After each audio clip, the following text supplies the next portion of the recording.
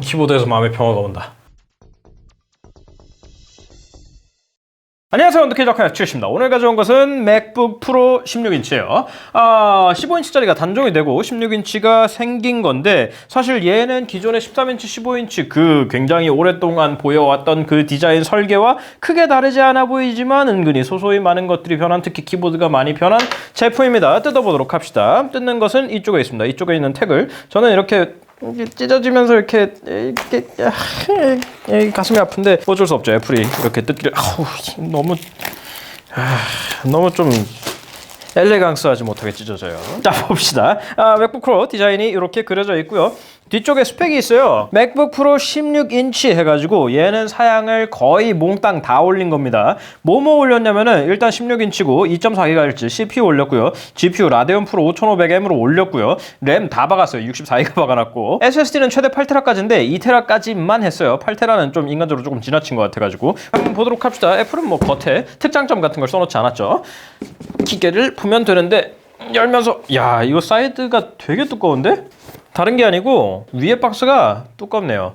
기존의 맥북 프로 박스 같은 경우에는 이게 이만한 두께는 아니었는데, 이번 건 이 여기 테두리도 모르겠어요. 더 커져가지고 혹은 뭐 가면서 찌그러지는 제품들이 많아서 그동안 뭐 왠진 모르겠지만 이거 굉장히 두꺼워졌네요. 박스 되게 무겁네. 참고로 무거운 거 얘기하니까 기계 자체도 200g 무거워졌습니다. 200g 정도 무거워졌습니다. 그래서 이제는 아마 딱 2kg일 거예요. 그래서 이 문제예요. 이 세상 모든 사람들이 차가 있는 게 아닌데, 원래 15인치 같은 경우에는 1.77kg였어요. 1.78kg 정도였어요. 그런데 얘는 뭐 포장지를 생각하더라도 1.97kg예요. 1.97kg. 아이고 무겁습니다. 물론 2kg 정도 때면 서브 노트북이라고 부르던 시대도 있었지만 요즘은 무거워요. 디자인드 바이 애플 인 캘리포니아가 있고요. 충전기가 있습니다. 충전기는 뭐 딱히 특별해 보이지 않는데, 너는 몇 와트?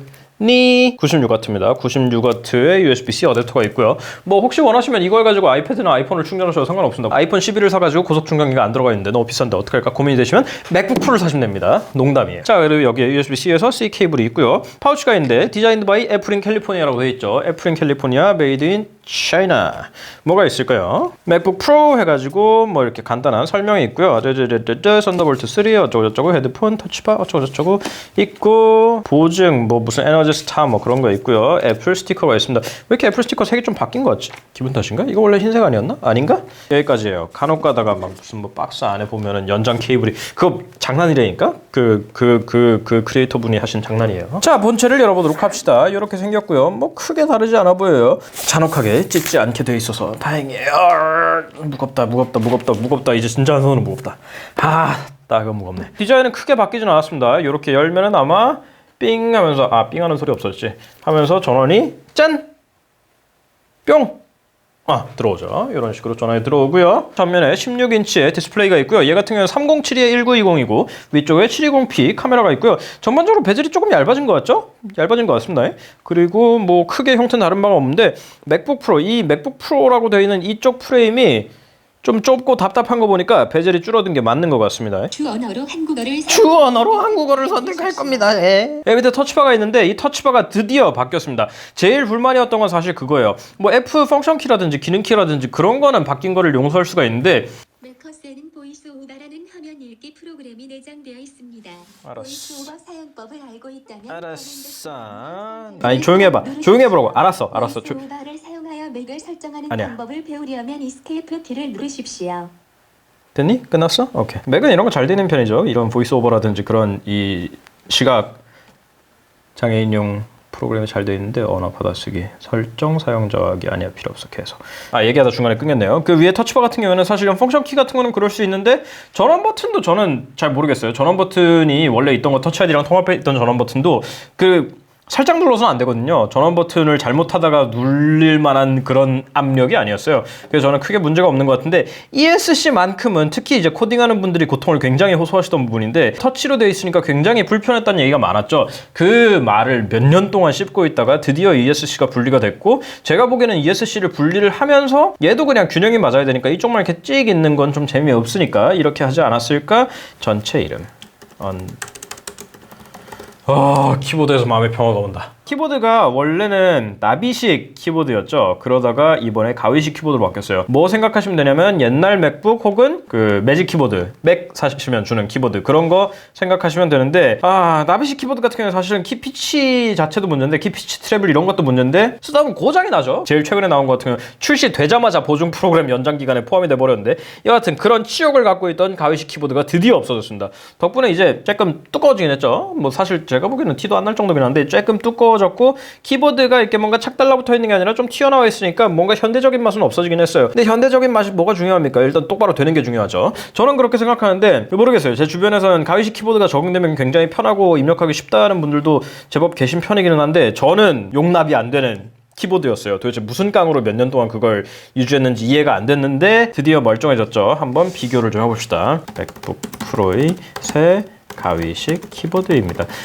근데 솔직히 이것도 제 취향은 아니에요. 제 취향은 아닌데 원래 맥북과 비교해보면은 다시 치니 선녀 같다 이런 느낌인 거죠. 굉장히 선녀 같습니다. 선녀도 보통 선녀가 아니에요. 자, 그거 플러스 여기 보시면은 방향키도 바뀌었죠. 방향키가 원래는 요렇게 돼 있어가지고 왼쪽 오른쪽 이렇게 돼 있었는데 이것도 거슬린다는 평가가 되게 많았나 봐요. 저는 사실 잘림점이 중간에 있잖아요. 그래가지고 이게 요렇게 눌리는 게 오히려 마음에 안 들었지 그것도 불만이 제법 있었나 봐요. 그래서 요렇게 바뀌었더라고요. 뭐 그거를 제외하면 키보드 자체의 배열에는 크게 바뀐 게 없습니다. 지금 이거는 한글 키보드랑 미국식 키보드랑의 차이일 뿐이고요. 트랙패드 사이즈도 똑같은 것 같아요. 사이즈를 이렇게 보면은 사실 이 출시 전에 나오던 얘기들은 소문들은 베젤이 좁아져가지고 별로 차이가 안 난다 혹은 이제 더 극단적인 경우에는 같은 크기의 베젤이 줄어서 화면만 커진다라는 얘기가 있었는데 그렇지는 않죠. 조금 커지기는 했습니다. 조금 커지고 두꺼워지고 이제 무거워진 건 노골적으로 무거워졌고 그러는데 그래서 크기 차이가 어느 정도 나냐면은 이렇게 올려놓고 봤을 때 요 정도. 확실히 화면 크기가 커진 거에 비해서는 물리적인 크기 차이가 많이 나진 않습니다. 근데 조금 커졌다는 게 눈에 보이기는 해요. 이 정도 사이즈 증가로 타협을 본 게 대단하다고 생각하긴 하지만 자, 마저 얘기를 할게요. 오른쪽에는 썬더볼트 3를 지원한 USB-C 포트가 2개가 있고요. 3.1mm 본 쪽에 하나 있고 맥북의 장점 중에 하나는 4개 포트가 모두 썬더볼트 3를 지원한다는 거죠. 사실 썬더볼트 3를 요즘 세상에도 지원하지 않는 비싼 노트북들이 있고 지원을 하더라도 다 지원하진 않는 경우들이 가격에 상관없이 꽤 있는 편인데 애플은 이것만큼은 넉넉하게 넣어주는 편이죠. 이제 뭐 지들이 파는 모니터라든지 디스플레이라든지 뭐 액세서리들이 있으니까 하는 얘기겠지만 근데 그럼에도 불구하고 타입A를 하나 정도 넣어줘도 세상이 무너지진 않지 않을까? 무슨 애플이 타입A를 뭔가 통합시키려는 원대한 계획이 있다 하면은 제가 이해를 하겠는데 당장 뭐 지들 애플워치, 아이폰 싼 거 뭐 아이패드 싼 거 이런 거에 케이블로 다 타입 A 넣어주면서 아이맥에도 타입 A 있고 맥 프로에도 타입 A 달려있을 거고 뭐 그러면서 그렇게 타입 A 혐오를 멈추지 못하는지 개인적으로 잘 이해는 안 됩니다. 사양을 잠깐 볼게요. 아까 말씀드린 것처럼 i9 2.4GHz 옥타코어가 들어가 있고 64기가까지 램은 올려놨어요. 배터리가 100W가 들어갔는데 용량 자체도 용량인데 전작보다 배터리는 더 길어졌대요. 하나의 의문이라면은 9세대 칩셋이 들어갔다는 정도. 10세대 들어간 것들이 많이 나오는데 이렇게 발음이 좀 불량해 보이지? 10세대에 들어간 제품들이 많이 있는데 얘는 9세대죠. 아마 개발 기간이 부족해서 그러지 않았을까. 리프레시가 굉장히 빨리 나오지 않을까 하는 불길한 예감이 드는데 돈 주고 산 거니까 제발 그러지 않았으면 좋겠습니다. 라고 제 염원과 상관없이 아마 나올 거예요. 그거 플러스 밑에를 보면 굉장히 깔끔하죠. 방열 구조도 굉장히 좋아져가지고 이제 공기가 일로 들어와가지고 요로 나가게 되어 있는데 요로 하다가 골로 갑니다. 농담이고요. 공기 흐름이 28% 증가했고 방열판이 35% 커졌대요. 사실 그래요. 뭐 시원하고 뭐 무릎이 덜 뜨겁고 저온 화상을 덜 입고 그런 걸 떠나서 이런 거는 특히 맥북 프로를 i9으로 올리고 16인치까지 사고 그래픽을 올리고 하는 경우에는 대부분 전문적인 그러니까 이거 가지고 밥벌이를 하는 분들이 구매를 하실 텐데 맥북 프로 산다고 놀리지 마세요. 카페에서 자랑할 거면 굳이 16인치를 안 사도 자랑할 건 많습니다. 이거 사는 사람들은 대부분 먹고 살려고 사는 거예요. 컴파일을 빡세게 돌리든지 렌더를 빡세게 돌리든지 할 때 최고 성능이 더 오래 유지가 되는 거죠. 그러니까 다른 말로 하면 스로틀링이 덜 걸린다는 장점이 있는 거죠. 이 냉각 효율이 좋아졌을 때. 나머지 기본적인 기능들은 크게 바뀌지는 않았습니다. 아까 말씀드린 추턴 들어가 있고요. 디스플레이에서 또 한 가지 재밌는 거는 주사율 변경이 돼요. 60Hz뿐만 아니라 59.94, 50, 48, 47.95 뭐 이런 것들이 있는데 그런 게 아닐까? 영상 중에 이제 촬영 자체가 60으로 떨어지는 게 아니고 옛날 필름에서 가져온 옛날 필름 NTSC 뭐 여하튼 복잡한 얘기인데 그런 거에서 가져온 것 때문에 59.94나 뭐 47.95 식으로 헬즈가 떨어지는 게 있는데 그런 거를 똑바로 중간에 인터폴레이션 없이 볼 수 있다는 그런 장점이 있겠죠. 디스플레이 자체도 최고 500니트까지 올라가고 뭐 빔포밍 마이크가 3개씩 달려 있어가지고 시리도 잘 듣나? 시리아 인식 안 시켰죠. 여하튼 시리아 인터넷 연결 안 했구나.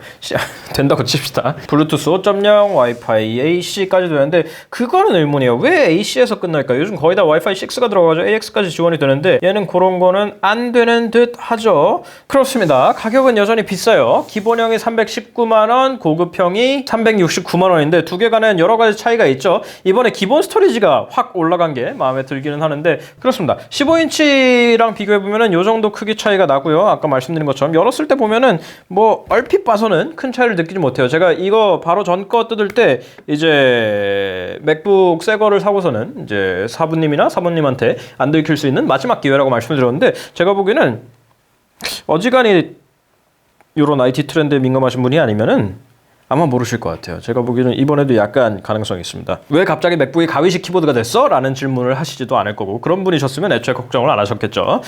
이미 들켰을 테니까. 그리고 얘기를 꺼낸 김에 15인치 파우치에 들어갈까요? 파우치를 새로 사야 되면은 들킬 확률이 기하급수적으로 늘어난단 말이죠.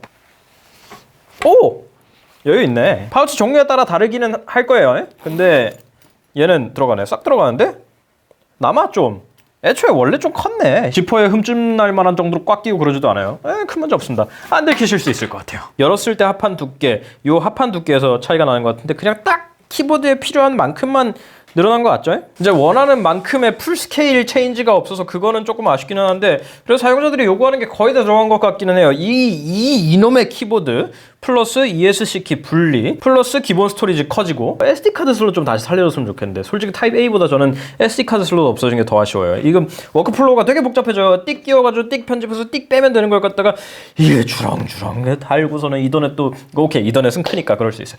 타입 A도 있었으면 이렇게 딱 달라붙는 그런 우리 리더들이 있었잖아요. USB 메모리도 이렇게 샥 끼워줘. 요 안에 사이즈 딱 내구성에 문제가 있었지만 그렇습니다. 오늘 유독 이것저것 많이 새는데 맥북 프로 16인치였고요. 와 진짜 무겁다.